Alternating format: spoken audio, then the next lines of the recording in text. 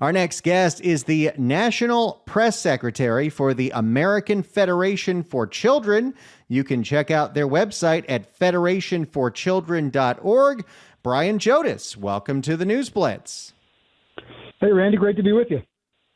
So why don't we start off, introduce yourself, tell us about your organization. What is the American Federation for Children? Yeah, appreciate the opportunity to do that. And really, we exist to help families across the country just find those educational environments that best meet their needs. It's about school choice. It's about freeing up families to really get their kid in the school that's going to best fit. For far too long, a zip code really just dictated for far too many kids what their opportunities could look like. And so what we've seen over the last 20, 30 years, or really a lot of pressure over the last 10 years, is to expand this across the country and get more families empowered with the ability to get their kid in the right schooling environment. And that can mean a lot of different things, traditional public schools, private schools, charter schools, home schools. We've just seen a lot of momentum across the country for it, and we're honored to serve families who ultimately benefit from this. Now, there's been a lot of talk about education in the state of California as we're going through this governor's race, where it's no secret that California is in the middle to the bottom of the pack of the 50 states when it comes to outcomes, yet we spend quite a bit of money. In fact, we're spending more money than ever per pupil, but we're still seeing enrollment decline. That money seems to not be going to the teachers because you just saw a whole bunch of strikes up and down the states, and we're not seeing the results. How would you grade the education system right now in California? Well, and you nailed it. I mean, that's the issue, right? You've seen increased spending, but you've seen the academic outcomes not matching pace with that. And unfortunately, for far too many California families, they continue to be stuck in this system that is spending without ensuring that kids are the actual priority here, right? And so what we've seen in other states, and why you wish just California could do even the most modest of school choice programs, they don't even have the courage to do the most modest of school choice programs there, this idea of putting dollars really in kids' backpacks. I mean, we've seen this in 32 states across the country and the District of Columbia where they've embraced school choice programs. Nearly 20 of those have sort of this universal eligibility where families can just really take those dollars and use them however they see fit. But in far too many states, like California specifically, and it breaks your heart because it could be this incredible opportunity, more and more kids are being left behind. They're being stuck in environments that just don't match what they're looking for, and you continue to spend. And I think you're probably well north of $20,000, maybe $25,000 per year per kid, and just the outcomes aren't there. And I think you touched on it a little bit. We saw this on May 1st. We saw these rallies, protests, strikes, whatever you want to call them, across the country, where teachers were leaving classrooms. Kids were even leaving classrooms in Chicago. They were actually busing kids to some of these protests. I mean, that does nothing to improve educational outcomes for kids, and they're the ones who ultimately end up suffering because all these adults end up making all this money in this system that's continued to grow, but the kids are the ones that are getting left behind. So explain for people that don't understand the concept how school choice would work, because we know that we pay a certain amount of money per pupil in the state of California, and it goes up every single year. If the budget increases, we have something called Prop 98, where if more money comes into the state, more money has to go into the schools. So we have average daily attendance. It's somewhere between $20,000 and $25,000 a year per student. So how does the school choice system work? Who gets that money, and how is that money used? Yeah, it's a great question, Randy. I'm really grateful for it. And there's a lot of different vehicles that can be used, but I'll give you a few examples. You've heard the term vouchers. We call them scholarships at times, but this idea where states can decide to fund students, right? And so I live in North Carolina, and we've got an opportunity scholarship program, and our state has said we're going to invest in our traditional public schools. It's our largest line item in our state budget. We're also going to create this opportunity scholarship program that's going to provide families a fraction of the amount that what it would cost to educate in a traditional public school, but we're going to give you those scholarships. You're going to be able to send your kid to a private school and use it for tuition if that's what you want to be able to do. So in that instance, that comes out of a state budget. We also had something really revolutionary in education that was passed last year in the reconciliation package, One Big Beautiful Bill Act, and it's the first of its kind federal scholarship tax credit. And here's the beauty of this, and I'll tell you how it works, because this thing could help California kids right away in 2027. So this is a tax credit. Taxpayers, donors across the country are going to be able to donate to these scholarship granting organizations. When they donate, they can get a dollar for dollar $1,700 deduction right off of their federal tax bill. And then that can create scholarship opportunities for kids in all 50 states. The catch is and this was part of the way in which this was able to get passed, is the catch is governors have to opt into this. And there's the issue, right? So Governor Newsom's not going to do that. It's something that this governor's race in California should be talking about. Every candidate should be weighing in as to where they stand on this.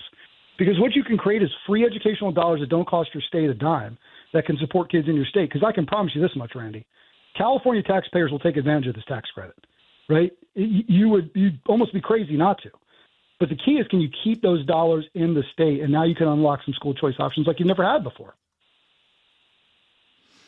So when you get to a situation where, like, let's say, LA has some of the biggest school districts in the country. LAUSD has, an average attendance. It's much lower than it used to be, but it's still in the high 400,000. So let's say that the money that we're taking for all the students that are going to LAUSD, it goes to those families, and all those families decide that they want to send their kid to the best private school in the city, Harvard Westlake. How does that work when now you have hundreds of thousands of students competing to go to these slots where we don't have that many of these prestigious schools?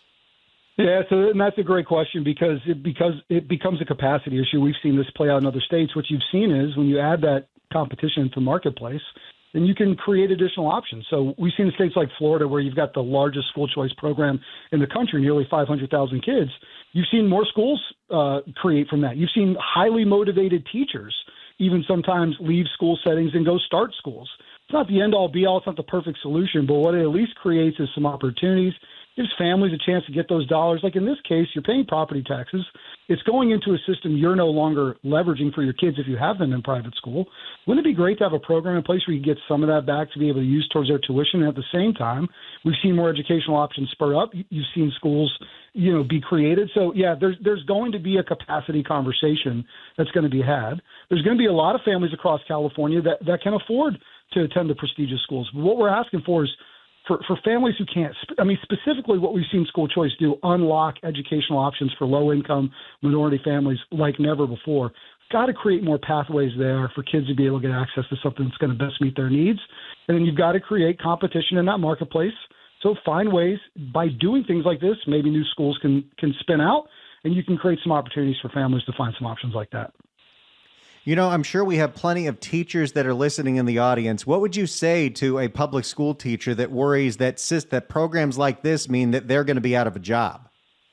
Yeah, but see, that's the thing. And so that's what the teachers union will talk about across the country. These programs are going to be a drain on public education. It's just not the case, right? State budgets have dollars in place to educate kids that go to traditional public schools. I would tell public school teachers to look at a few things, ways in which maybe you can navigate this system to find the best educational environment for your kid. We've seen public school teachers who have used scholarships across the country, specifically this education freedom tax credit. So here's something I didn't mention before.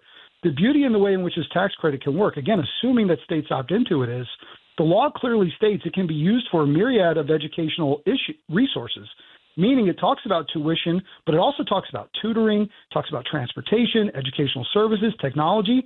So there's also ways in which you could unlock the education freedom tax credit, this federal scholarship, and it can actually go benefit kids in traditional public school and private school. So it's okay to support all of these different options. For far too long, we've just seen this, sort of line in the sand, which doesn't have to be there. It's got to be just public school, and that's it. Like, states across the country have shown they can invest in both. They can invest in public schools while also creating these pathways to school choice programs. And I care to bet that traditional public school teachers obviously want the best for the kids in their classroom. They also want the best for their kids at their home. And they would even know that, if the school, even that I teach at, isn't the right fit, it'd be nice to have some options to be able to go explore. These school choice programs can help them get access to an environment that could best meet their needs. And so there really is a way to unite on this, I think. We're speaking with Brian Jodice at the Federation for Children, the website federationforchildren.org. So we've heard this concept talked about for a very long time. I don't think we have it currently in California, but there are other states that have implemented it. I'm always in the opinion of I want to see outcomes. I want to see results. I want to see where these things are working. We've got these laboratories of democracy all across the country. So where would you say right now is the state where this program is working out the best, and what are the outcomes that we are seeing because of it? Yeah, so Florida has one of the oldest and obviously it has the largest private school choice programs. You know, the birth of this really was in Milwaukee, where we saw people stand up and say, inner city kids got to have access to this. It's helped thousands of kids there. But there's really great recent studies out of Florida that show that not only having the program grow in size, but the longevity of it, it's been there for about 15 years. The longevity is what then shows that it really creates better educational outcomes for kids. So Dr. Patrick Graff, who works with me at the American Federation for Children, did some really great synthesizing of some data and some other studies to show just the long-term effects here.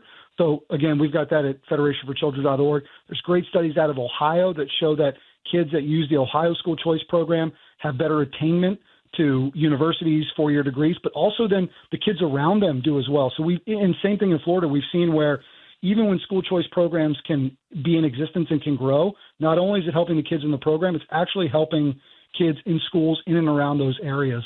So we're going to continue to see things like that grow. I mean, look, Texas just launched what will be the largest day one school choice program. They went from 0 kids on a scholarship program to they're going to have over 90,000. They're helping kids with special needs, disabilities, low-income families. So really excited to see the growth there.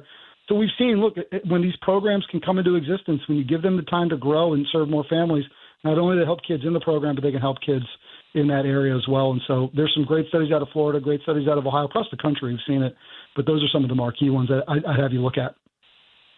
If there are people listening right now, they love this idea, they want to see it happen in California, what can they do? How can they get involved? Yeah, that's a great question. So I would send you to federalscholarships.com. That's where we're really talking about this opportunity to bring the education freedom tax credit to every state in the country. That's where we need help getting governors on board for this. I mean, Governor Polis in Colorado, a Democrat governor, said, I'd be crazy not to do this. Those are his words. It's a no-brainer. So federalscholarships.com, we've got some great information on there. We've got an updated map where we let folks know when new states opt in. And that's a place you can sign up for more information and take some action to help governors get there on this. Brian Jodice with the Federation for Children. The website is federationforchildren.org. Thank you so much for joining us today. Thanks, Randy.